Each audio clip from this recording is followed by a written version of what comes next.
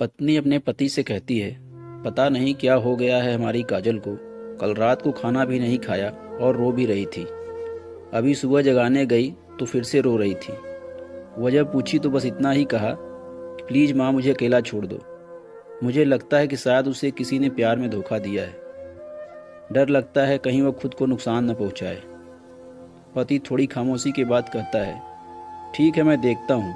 इतना कहकर वो अपनी बेटी के कमरे में चला जाता है। पिता, काजल कैसी हो बेटा? बेटी, प्लीज़ पापा मुझे कुछ दिनों के लिए अकेला छोड़ दीजिए। पिता, ठीक है बेटा, मगर एक शर्त है। बेटी, बोलिए। पिता, मैं तुम्हें एक बकवास कहानी सुनाना चाहता हूँ। तुम सुन लो, फिर हम तुम्हें डिस्टर्ब नहीं करेंगे। बेटी, ठीक है सुनाइए। पिता, आज से करीब 20 साल पहले एक राजा हुआ करते थे, बेहद अमीर। उनके 2 बेटे थे। बड़ा बेटा बेहद आज्ञाकारी और ईमानदार था।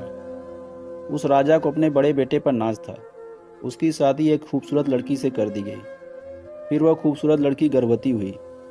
घर में खुशियां ही खुशियां छा गई, मगर राजा की जिद थी कि बेटा ही हो।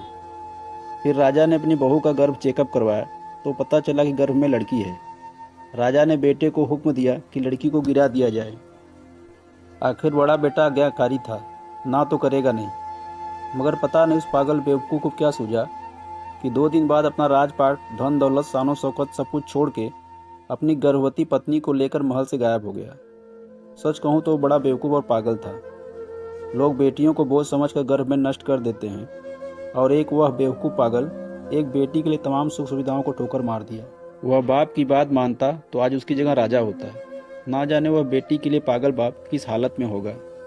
तभी काजल की माँ वहाँ आकर कहती है कि वह बेटी के लिए पागल शख्स कोई और नहीं, यही तेरे पिताजी हैं जो तुझे अपनी सच्ची कहानी सुना रहे हैं। तू कहती थी ना कि मम्मी, नाना नानी को तो मैंने देख लिया, काश पापा अनाथ ना होते तो दादा दादी का चेहरा भी देख लेती। तेरे पापा अनाथ नहीं हैं। तू बड़ी होकर जिद ना करे दादा दादी से मिलने के लिए, इसलिए तुझसे सच छिपाया गया। फिर तेरे पापा ने तेरे पैदा होने के बाद एक कसम ली कि तेरे अलावा दूसरा संतान फिर कभी नहीं बनाएंगे। अखबार में इश्तहार देकर तेरे दादा दादी ने बेटी को लेकर ही वापस आने को कहा। मैंने भी जोर दिया वापस जाने को, मगर तुझे गोदी में उठाकर तेरे पापा ने बस इतना ही कहा कि जिस घर में मेरी प्रिंसेस की हत्या का फरमान निकाला गया हो, वहाँ एक राजा कैसे सांस ले सकता है। अब नज़ारा अलग था।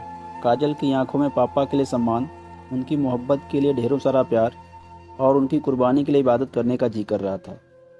आंसू थमने का नाम नहीं ले रहे थे, मगर सब कुछ अब सिर्फ पापा के लिए था। पापा ने बस आखिरी शब्द इतना ही कहा अपनी बेटी को, मैं नहीं जानता बेटा कि दुनिया तेरे बारे में क्या सोचती है, मगर तू मेरे लिए बेहद अनमोल है। भले ही मैं आज कहीं का राजा नहीं रहा, मगर तू कल भी, आज भी और सदा ही मेरी प्रिंसेस ही रहेगी। बेटी ने दौड़कर अपने पापा को गले लगाकर रोते हुए कहा, आप असली राजा हो और मैं आपकी प्रिंसेस। सबकी पलकें गीली थी, मगर वह एक नई सुबह की शुरुआत थी जहाँ प्रिंसेस फिर से अपनी सियासत में लौट आई थी।